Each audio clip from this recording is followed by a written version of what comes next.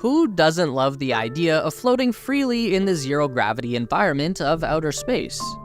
It looks like a ton of fun, and people will happily pay Jeff Bezos and Richard Branson millions of dollars just to experience zero-G for only a few minutes at a time. But if our goal is to live in outer space for the long haul, then the lack of gravity is going to be the biggest obstacle that we face. So, in order to achieve a sustainable human presence in space, on the moon, or even on Mars, we need to solve the biggest logistical challenge of all: artificial gravity. This is the space race. Of course, whenever we say something like zero-G, what we actually mean is microgravity, because gravity is everywhere all the time. It's the force that holds the structure of the solar system and the galaxy together. Everything that has mass creates a gravitational effect, but it takes a very large concentration of mass, like a planet, to actually have a discernible effect with enough force that would make you stick to the ground. This is an oversimplification, but I know you don't come to this channel for a detailed physics lesson, so we have to also remember that the effect of gravity tapers off very quickly from the source. Gravitational waves continue on infinitely into the universe, but just like heat, gravity is only felt intensely when very close to the source. That's the easiest way to think about this. I'm not going to bother you with trying to explain the inverse square law today. Just imagine that you are sitting very close to a fireplace and you hold your hand out towards the flame. If you move that hand either backwards or forwards by a distance of just 1 foot, that could make the difference between warm, hot, or burning.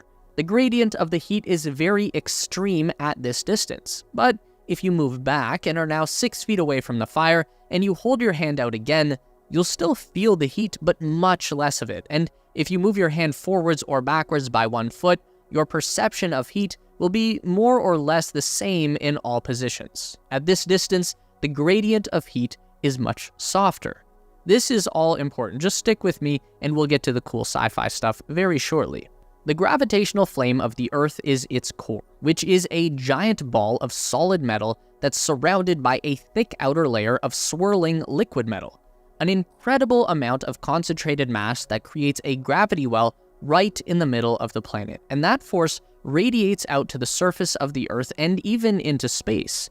Because the surface of the Earth is over 6,000 kilometers away from the center of the gravity well, we do not experience an extreme gradient in the force of gravity. Out here, the effect tapers off at a very shallow rate, so it doesn't matter if you are in an underground bunker or the top floor of the tallest building, your experience of gravity will be more or less the same. No perceivable difference. In fact, if you were to climb a ladder straight up into the sky, all the way to a height of 400 kilometers, which is the altitude of the International Space Station, you would still be experiencing 90% of the gravity that you left behind on the surface. And if you let go of that ladder, you would fall all the way back down. You might be confused at this point. Why do people in spaceships float at the same altitude that people on ladders fall down? Well, that's because an orbital spaceship or space station is in a constant state of free fall. This is what happens to the people in those Blue Origin capsules. They're not weightless because they are in space. They've just been launched straight up at a very high speed by a rocket engine, but then that engine cuts off and releases the capsule to coast up for a little while before it starts to fall back down again. While in free fall, the crew will float. Same thing happens in those airplanes that NASA has been using to train astronauts for decades. The difference between a Blue Origin capsule and a real spaceship like a Crew Dragon is that the Dragon has reached orbital velocity where it is moving so fast parallel to the Earth's surface that it is literally falling around the Earth. Here's the easiest way to think about this. If you throw a baseball, it will eventually curve downwards and hit the ground because gravity pulled it down. The faster you throw the baseball, the further it goes before its path eventually meets the ground. We can't stop gravity. But we know that the Earth's surface also curves down as it moves away from us. So imagine if you could throw a baseball so fast that the downward curve of the ball matched the curve of the Earth's surface. At this point, the ball would still be falling towards the ground, but the ground would be falling away from the ball at the same rate, so the ball would stay in the air. Of course, we know that even if you could throw a ball that fast, the resistance from the atmosphere would slow it back down again, and it would still eventually hit the ground. But in space, once you reach that orbital velocity, there's pretty much nothing to slow you back down again, so you can continue to fall around the Earth, moving in a circular pattern of free fall, but never getting any closer to the surface. So all of that to say that gravity is extremely complicated, yet at the same time essential to our survival. The human body evolved under the force of Earth's gravity. Our entire muscular and skeletal structure is designed to resist the force of gravity. All of our internal organs are meant to function in step with gravity. Food goes in the top, waste comes out the bottom. Our entire circulatory system is meant to keep our blood moving up and down in spite of the force of gravity. That means when you take gravity out of the equation, the entire body becomes a confused mess. It freaks out. Nothing is functioning the way it is supposed to. And if you stay in that state of anti-gravity for a prolonged period of time, then your body is going to have a very difficult struggle bringing you back to the natural equilibrium when you finally return to the Earth's surface. Coming back from weightlessness is like a full-body hangover, except this one lasts for months. And if you stay weightless for too long, you may never get back to the way you were before. We're talking permanent damage.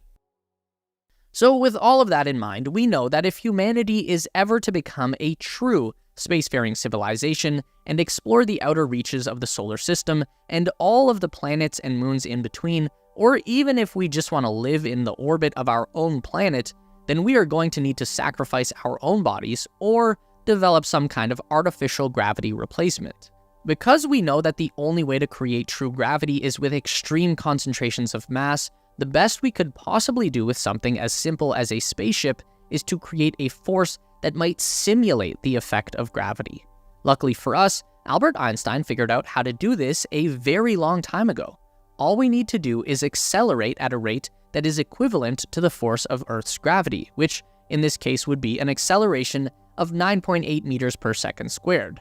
This is also an oversimplification, but we've done just about enough bad physics lessons for one video. According to Einstein, if you could accelerate linearly at this exact rate, then the downward force you would experience from acceleration would be identical to the force of gravity experienced on the surface of the Earth. So why don't we do that? Well, accelerating at 9.8 meters per second squared is incredibly rapid. It would take an outrageous amount of rocket fuel to achieve this kind of acceleration with a conventional rocket, and we have to remember that this is not a speed that you can coast at. This formula demands that you continuously accelerate at a rate of 9.8 meters per second squared, which would pretty quickly get you up to a velocity that approaches the speed of light. You'd enter the next galaxy within a few years. You could probably even reach the edge of the known universe within your lifetime. Meanwhile, everything not moving at near light speed would experience billions of years of passing time, so the Earth, the Sun, and even the entire Milky Way galaxy would all have grown old and died. You'd have accelerated yourself right to the end of infinity, whatever that is. But time is even weirder than gravity, so let's stop talking about it before we all have an existential meltdown. So, with Einstein's theory out, that leaves us with one final way to mimic the effect of Earth's gravity: spinning in a circle. I'm pretty sure these things are illegal now, but if you're an adult over the age of 30, then you've probably experienced one of these playground merry-go-round things. A bunch of sadistic children would spin this nightmare up to terminal velocity until kids started flying off and vomiting everywhere. It was great fun, and that is the exact kind of effect that we are trying to replicate in space, just hopefully with less crying and vomiting. This is where rotating space stations come into the picture. We've seen a ton of these things in science fiction media over the years, but would they actually work as advertised in the real world? The reason that those old playground toys had such devastating effects on our tiny little bodies was down to the radius being too small and the rate of rotation being too fast for the brain and the inner ear to handle. Very smart people have done a bunch of really interesting studies where they stuck people into centrifuge machines, which are basically very large equivalents of our playground merry-go-round, and they monitor what happens to the lucky subjects. From that, we've figured out that the average person can sustain around 1 revolution per minute without becoming nauseous or disoriented, so that's not very fast. If we know the desired revolutions per minute and we know the target force of 1g, then all we need to do is find our radius for our circular space station, and we should be all set. The biggest problem we face is that the slower the desired rotation, the larger the space station needs to be. For example, if we wanted to spin something the size of the existing ISS to generate 1g of force, then it would need to rotate once every 10 seconds, so obviously the result would be a vomit comet. It's generally accepted that to achieve a force of around 1g at around 1 RPM, we would need a structure that is at least 1 kilometer across, so this is one gigantic circle. But that's not even all that we have to consider here. Remember, we figured out that the Earth's surface is over 6,000 kilometers away from its gravity well, and that's why we don't experience different amounts of gravity at different elevations on the surface. Even in a 1 kilometer diameter ring, you are now relatively close to your center point, which in that case, the center of the ring would be a point of zero gravity, and the full 1g force would be located on the outside of the ring. That means that the gradient between 0g and 1g is going to be pretty steep, so just standing up straight on the floor, you may experience a perceptible difference in the force of gravity acting on your head than what you feel at your feet. Best case scenario, this could be very strange, but worst case, it could be straight up disorienting. This is also problematic if you want to have multiple levels in your space station, as each level would have a reduced force of gravity as you went up, and even more extreme gradient between the force of gravity at the ceiling and g-force at the floor, though climbing any kind of stairs or ladder would be nearly impossible. Yet another force that we have to consider here is the Coriolis effect, which is pretty much the effect of our rotational momentum on objects inside the station. We have this on the Earth, but because the Earth rotates so slowly, the Coriolis effect is imperceptible in our daily lives. The force of gravity significantly overpowers the rotational momentum, so it only really has an effect on high-level weather patterns. This is what causes storm clouds and hurricanes to rotate, but on a much smaller, much faster spinning station, the Coriolis effect is going to be a regular force to contend with. It basically means that nothing will ever go in a straight line. So if you tried to throw a baseball inside a rotating space station, the ball would immediately curve over to the side. If you tried to pour a drink into a glass, the liquid would go flying out at an angle. Trying to take a shower would be a major challenge because the water would never fall straight down.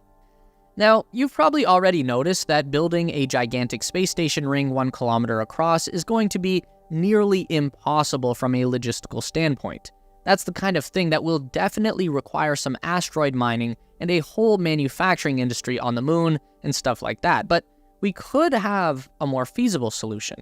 We don't actually need the entire ring. All we need is the diameter and the rotation. So you could have 2 space station modules that are connected together by a 1 kilometer long truss, and then set it into rotation. This would achieve that force of roughly 1g in each of the modules. So in theory, all we would really need to figure out is a relatively basic microgravity 3D printing operation to build out that truss structure. We could then use 2 large vehicles like SpaceX Starships or Sierra Space inflatable life modules, and we could have the first artificial gravity station. This is at least conceivable with the technology that we have available right now. Meet us back here every week for more updates on everything aerospace industry and interstellar exploration related. Make sure to give the video a thumbs up today if you liked it. That really helps us out for real. And subscribe to the Space Race for more videos just like this. We do 1 long-form essay and 1 news update every week. And if you'd like more, we've got 2 more on the screen for you right now.